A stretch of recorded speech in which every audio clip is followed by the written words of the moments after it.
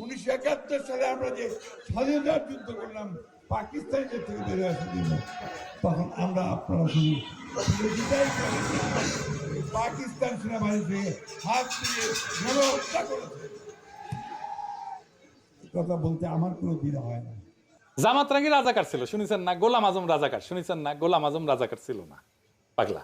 গোলাম আজম রাজাকার ছিল না রে বেকুব, ছিল শান্তি কমিটির মেম্বার, ছিল শান্তি কমিটির নেতা।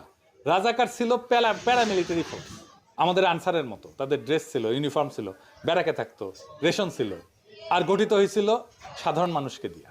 রাজনৈতিক কর্মী ছিল তারা, মুসলিম লীগ, জামাত না। জামাত তখন এত বড় তৃণমূলের অর্গানাইজেশন ছিল না।